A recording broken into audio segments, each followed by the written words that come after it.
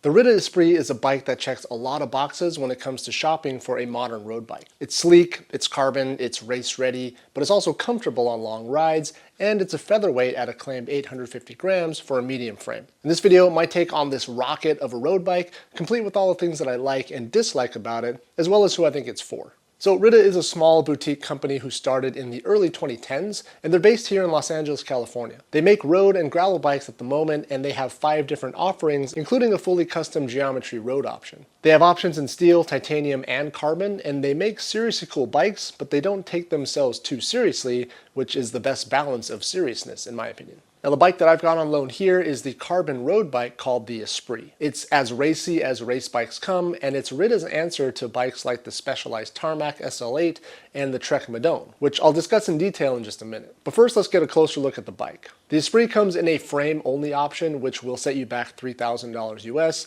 but they also offer 3 tiered build levels ranging from $6,000 on up to $9,000 US. Now the demo unit that I have here is the lowest tier build, and it's set up with Shimano 105 12-speed Di2 and a finishing kit including an integrated carbon bar stem combo, carbon seat post, and a set of carbon everywhere 40 wheels as well. Although shown in the clips here, I've actually got a set of carbon Super Team wheels and tubeless Conti GP5000 tires that I've been reviewing for another video. Now this demo unit is a size small frame, and the geometry is very road race oriented. The head tube angle is 72.5 degrees, and the fork rake is 50 millimeters, corresponding to a trail of 54.5 millimeters, so it's nice and responsive, if a bit twitchy. Stack and reach are 532 and 382 millimeters respectively, and the chainstays, while not the shortest that I've seen, are pretty tucked at 420 millimeters. All cabling is run internally, and the seat post clamp is integrated for just about the cleanest looking bike that you'll find. Now my size small demo here with 105 Di2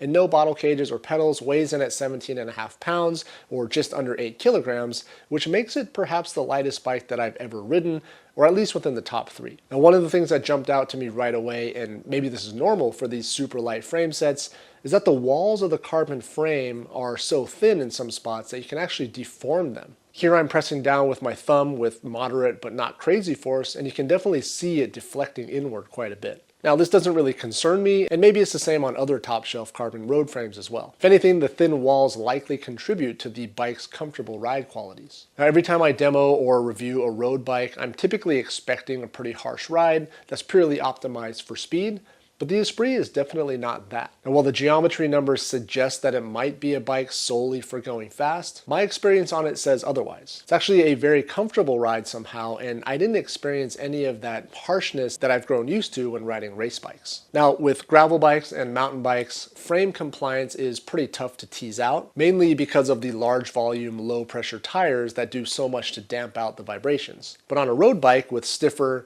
well, everything, including stiffer wheels and higher pressure tires, the design of the frame is more critical, and I believe it plays a larger role in the overall comfort of the bike. Now, I think Ritte have done a fantastic job creating a frame that feels super fast, but also doesn't tend to rattle you to the core. The bike feels really efficient, it accelerates very quickly, and I generally feel like I'm always on top of the gear, and never really just pushing to keep at a constant speed. But at the same time, there is some compliance built in, and you can feel it especially on rougher roads, where the Esprit just kind of feels like it rumbles over the road imperfections with this nice damped feel. Now I want to be careful and not make any claims that the Esprit is somehow flexy. I don't think that's the case, because if it were, it might not feel as efficient in its power transfer. But I do believe that there is some significant vibration damping built into the frame, which in my experience is indicative of a well-designed carbon frame. I've always felt that there's a difference between flexibility in the form of static deflection, as in pushing on the bottom bracket and seeing that the frame flexes, versus vibration damping, which I believe is a tunable material property for higher frequencies.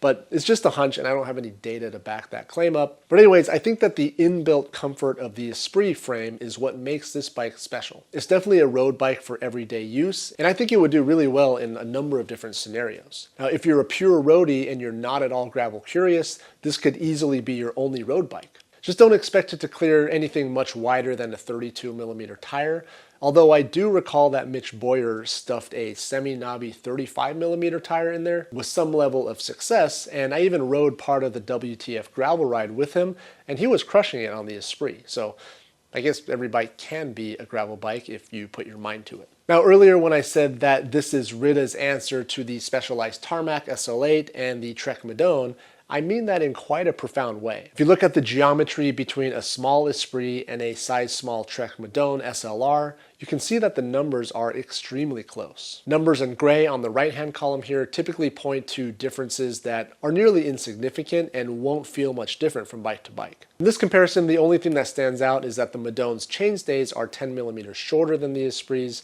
making it a little bit more compact and tucked. The trail on the Madone is also slightly more relaxed as well, but other than those two things, they are really close in geometry. Then when looking at the Specialized Tarmac SL8 Pro, it's almost identical in geometry. The only difference here is, again, the shorter chainstays on the Tarmac, but everything else is extremely close. It really makes me want to demo a Tarmac now and see if these numbers really correspond to a bike that feels basically the same. Now, I know geometry numbers don't tell the whole story, but it's probably pretty close, to be honest. Anyways, as carbon race-ready road bikes go, I really actually like this one. The closest semi-recent comparison that I can make is the Polygon Helios A7X, which I tested and also enjoyed, but the Esprit is definitely more comfortable. The Helios is a really nice road bike, and the geometry numbers are somewhat similar to the Esprit, but the Polygon has a much more horizontal top tube and a surprisingly high trail for a supposed race bike at 67 millimeters. Overall, I would say that the Esprit is a little bit more balanced in that regard. I would say that my only gripe with the Esprit, if you could call it that, would be the integrated bar stem combo.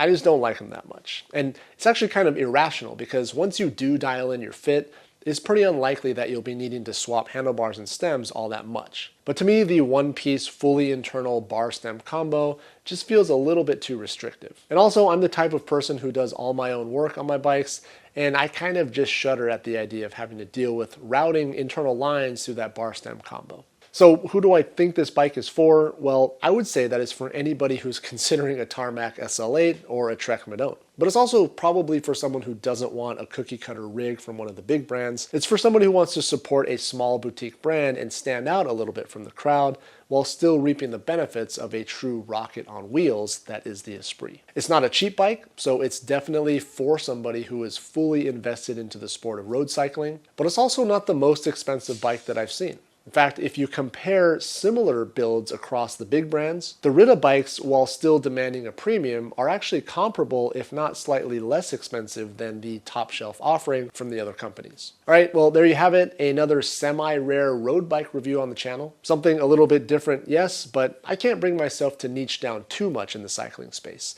I personally just like riding all types of bikes, and there's definitely a place, albeit slightly smaller, for dedicated road bikes in my heart.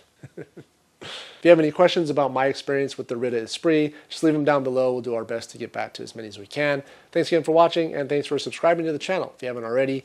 We'll see you next time.